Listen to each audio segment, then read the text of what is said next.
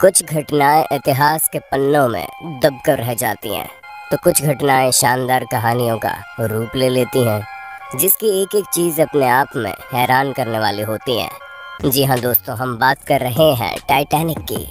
ये एक वो जहाज़ है जिसने अपनी पहली यात्रा में ही वो तबाही देखी जो कभी किसी ने नहीं सोची थी। और जब इस पर फिल्म बनी तो ये फिल्म अपने समय की सबसे ज़्यादा कमाई करने वाली फिल्म थी। यहाँ तक कि आज भी बस कुछ ही डॉलर के ऊंच नीच से ये फिल्म अवतार और एवेंजर्स एंड गेम से नीचे लुढ़क कर तीसरे नंबर पर दुनिया में सबसे ज़्यादा कमाई करने वाली फिल्म है। ऐसे में इस कहानी की हर एक चीज़ अपने आप में हैरान करती है, लेकिन जहाज़ से जुड़े एक चीज़ अभी भी लोगों के जहन में कभी ना कभी तो आई ही होगी, और वो है टाइटैनिक को पानी से बाहर क्यों नहीं निकाला गया। और दोस्तों, अगर आप भी इस बेहद ही रहस्यमयी बात को जानना चाहते हैं तो हमारे साथ इस वीडियो के अंत तक बने रहिए।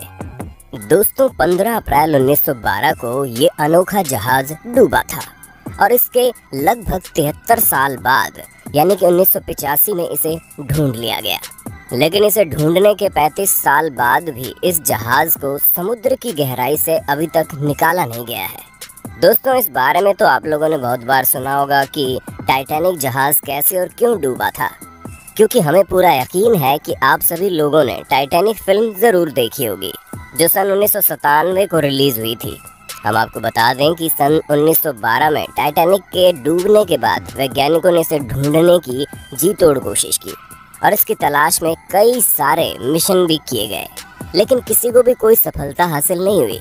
पर अंत में 1985 में एक आर्कियोलॉजिस्ट और एक अमेरिकन नेवी ऑफिसर रॉबर्ट और बिल टाइटैनिक को ढूंढने के मिशन पर निकल पड़े और फिर उन्हें ये पता चला कि टाइटैनिक कहाँ है और किस हाल में है।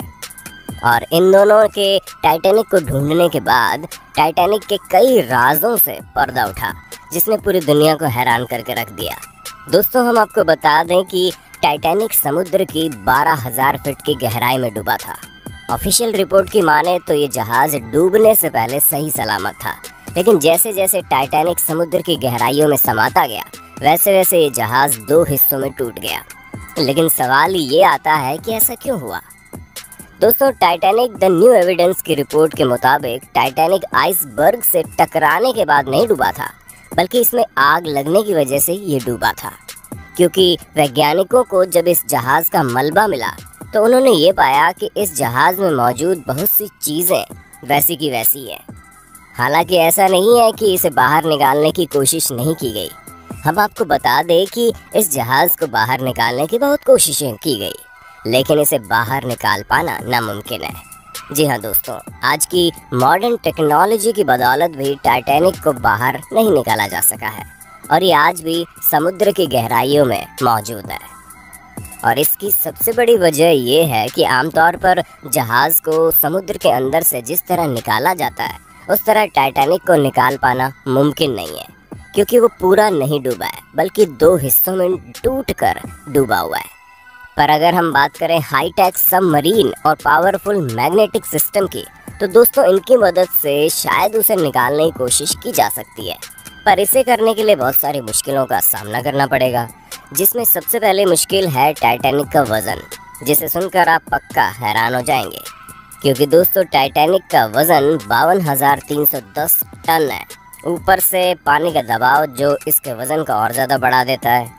दोस्तों, टाइटैनिक जिस जगह डूबी थी उस जगह की गहराई बहुत ज़्यादा है और उस जगह से मात्र 1 स्क्वायर फुट की भी किसी चीज़ को समुद्री सतह तक लाने के लिए करीब 392 किलो न्यूटन फोर्स की ज़रूरत होगी। और यही वजह है कि अभी तक टाइटैनिक को बाहर नहीं निकाला जा सका, क्योंकि इतनी एडवांस टेक्नोलॉजी होने के बावजूद वैज्ञानिक इतनी पावरफुल मैग्नेटिक सबमरीन बना नहीं पाए हैं जो इतनी आसानी से इतनी गहराई में मौजूद टाइटैनिक को बाहर निकाल सके। हालांकि शुरुआत में वैज्ञानिकों के पास टाइटैनिक को बाहर निकालने का कोई भी प्लान नहीं था, इसीलिए उन्होंने कई सारे मज़ेदार तरीके आजमाए, जिसमें सबसे पहले तो उन्होंने पिंग पोंग बॉल को इस्तेमाल करके टाइटैनिक को रिकवर करने का प्लान बनाया। दोस्तों, हैरान मत होइए, हमने पिंग पोंग बॉल ही कहा है क्योंकि इसमें उन्होंने ये तरकीब लगाई कि वो डूबे हुए जहाज़ में पिंग पोंग बॉल को भर देंगे ताकि ये बॉल ऊपर की तरफ दबाव डाले और ऐसा करके सबमरीन या फिर बड़े मैग्नेट की मदद से जहाज को बाहर निकालना मुमकिन हो जाए। दोस्तों, वैज्ञानिकों के दिमाग में ये बात बिल्कुल भी नहीं आई कि ये पिंग पोंग बॉल समुद्र की गहराई में जाने की वजह से दबाव के कारण फट सकती है। जिसके बाद वैज्ञानिकों ने बड़े बड़े गुब्बारों की मदद से इस काम को अंजाम देने की परिकल्पना की, क्योंकि उन्होंने ये सोचा कि अगर हजारों लाखों बैलून्स में हीलियम गैस भरकर इन बैलून्स को जहाज से बांध दिया जाए तब ये बैलून ऊपर की तरफ दबाव डालेंगे और ऐसा करके टाइटैनिक को निकाला जा सकता है। लेकिन यहाँ भी वैज्ञानिक चूक गए, क्योंकि तब वैज्ञानिकों ने ये नहीं सोचा था कि इतने गहरे पानी में इन गुब्बारों में हीलियम गैस कैसे भरी जाएगी। इसलिए ये आइडिया भी फ्लॉप हो गया। तो दोस्तों, हमें पूरी उम्मीद है आपको अपने होस्ट दोस्त सैम की इस वीडियो में काफ़ी मज़ा आ रहा होगा। अगर हाँ, तो साथ ही साथ वीडियो को लाइक करते चलिए ताकि हम फ्यूचर में भी इसी तरह के इंटरेस्टिंग वीडियोस लाते रहें। दोस्तों, उसके बाद वैज्ञानिकों ने ये तरकीब लगाई कि बर्फ़ की डेंसिटी पानी की तुलना में काफ़ी कम होती है और इसी वजह से बर्फ़ पानी में तैरता है।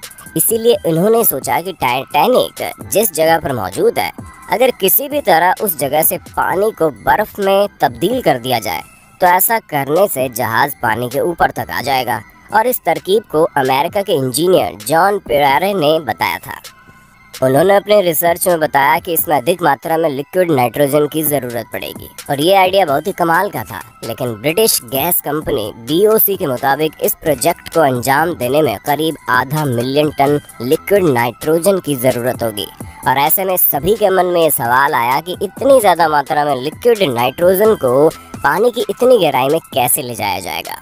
इसी वजह से ये प्रोजेक्ट भी धरा का धरा रह गया और इस पर भी काम नहीं हुआ शुरू। जिसके बाद एक शिप बिल्डिंग कंपनी ने टाइटैनिक को निकालने का एक आइडिया दिया। उनके मुताबिक सबसे पहले टाइटैनिक में जमे शैवाल और गंदगी को साफ करना पड़ेगा। इसके लिए पावरफुल वैक्यूम क्लीनर जैसी मशीन की ज़रूरत होगी। उसके बाद एक मजबूत लोहे की मोटी तार से टाइटैनिक को इस बोट से जोड़ देना होगा। बचा हुआ काम तो मशीन कर ही देगी, बस एक ऐसी सबमरीन का जुगाड़ करना पड़ेगा जिसका टैंक गैस से पूरी तरह से भरा हुआ हो। उसके साथ ही इस प्रोजेक्ट में भारी मात्रा में बिजली की ज़रूरत होगी, क्योंकि रिसर्चर्स की माने तो इस प्रोजेक्ट को अंजाम देने के लिए 20 मिलियन किलोवाट बिजली की ज़रूरत पड़ेगी और इतनी बिजली के उत्पादन के लिए पावर प्लांट की भी ज़रूरत पड़ेगी। पर अब यहाँ समस्या थी कि समुद्र की इतनी गहराई में पावर प्लांट कैसे बनाया जाए। हालांकि वैज्ञानिकों ने फ्लोटिंग पावर प्लांट बनाने के बारे में भी सोचा, पर बात ये थी कि इतनी गहराई में इलेक्ट्रिक वायर टिक ना पाती, क्योंकि सबसे बड़ी दिक्कत पानी का दबाव और उसके कारण ये वायर फट जाएगी। और अगर कैसे भी करके इस प्रोजेक्ट को अंजाम दे भी दिया गया तो फिर भी ये प्रोजेक्ट काफ़ी महंगा साबित होगा, जिसका अंदाज़ा आपको इसमें लगने वाले टीम झाम से पता चल ही रहा होगा। पावर प्लांट प्लस इतनी भारी मात्रा में लिक्विड नाइट्रोजन, और इसी वजह से इस प्रोजेक्ट को अपने इनिशियल फेज में पहुंचने से पहले ही बंद कर दिया गया। जिसके बाद दोस्तों, बहुत बड़ी बड़ी कंपनीज ने इस प्रोजेक्ट को अंजाम देने की सोची, लेकिन इसमें इतना खर्च है कि सब ने अपने पैर पीछे कर लिए। जी हाँ दोस्तों, टाइटैनिक को बाहर निकालने में जितना खर्चा है उस पैसे की रिकवरी करना नामुमकिन है। अब आप खुद ही सोचिए, अगर टाइटैनिक बाहर निकाल भी लिया जाएगा तो जो कंपनी इसे बाहर निकालेगी वो ज़रूर इसे किसी म्यूजियम या फिर ऐसी जगह पर रखेगी जिसे देखने के लिए भारी मात्रा में लोग आएंगे। और अगर ये चीज़ की भी गई तो कभी इतना पैसा लोगों की टिकट या फिर उनके आने से नहीं बनाया जा सकता जितना इसमें खर्च हो जाएगा। और यही कारण है कि इस प्रोजेक्ट को कोई भी कंपनी अंजाम नहीं देना चाहती। हाँ, माना कि इस जहाज़ से लोगों के इमोशंस जुड़े हुए हैं, तभी तो इतने पुराने समय में आई फिल्म को अभी तक इतना अच्छा रेस्पॉन्स मिलता है कि जब लोग इसे देखते हैं तो उन्हें ऐसा लगता है कि ये हादसा मानो कल ही हुआ हो। लेकिन ये बात भी सच है कि म्यूजियम में रखने पर भी 100 सालों तक इस जहाज़ को बाहर निकालने में होने वाले खर्च की रिकवरी नहीं की जा सकती। उसके साथ ही ये भी भरोसा नहीं है कि जहाज़ बाहर निकल पाएगा या नहीं, क्योंकि जिस हिसाब से हमने आपको चीज़ें बताई है, आपको ये बात समझ में आ गई होगी कि जहाज़ काफ़ी बड़ा और भारी है। ऊपर से ये 2 हिस्सों में टूट गया है, दोनों हिस्सों को अलग अलग करके निकालना होगा। साथ ही इससे जुड़ी एक बात ये भी है कि बैक्टीरिया ने इतने सालों में इसके मलबे को खोखला कर दिया होगा और आने वाले समय में ये बैक्टीरिया टाइटैनिक को पूरी तरह से तहस नहस कर देंगे। उसके साथ ही दोस्तों, टाइटैनिक बहुत ही समुद्री मछलियों का घर बन चुकी है और इसी वजह से यूनेस्को ने टाइटैनिक को साल 2001 में अंडर वाटर कल्चरल हेरिटेज घोषित कर दिया। और एक बात तो पक्की है कि इस जहाज़ को बाहर निकालने में जितना खर्चा आएगा उतने में एक दूसरा बेहतर जहाज़ खरीदा जा सकता है।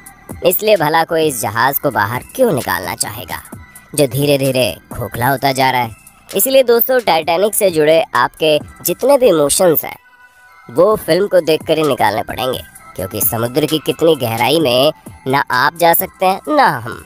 ऊपर से इस जहाज़ को बाहर निकालना भी पूरी तरह से असंभव है।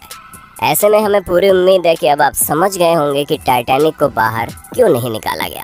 बाकी दोस्तों, अब वक्त है आपसे अलविदा लेने का। लेकिन अगर आपको ये वीडियो पसंद आई हो तो वीडियो के बारे में कमेंट ज़रूर कीजिएगा, और ऐसे इंटरेस्टिंग वीडियो लगातार देखने के लिए हमारे चैनल को लाइक, शेयर, सब्सक्राइब ज़रूर कर देना। धन्यवाद।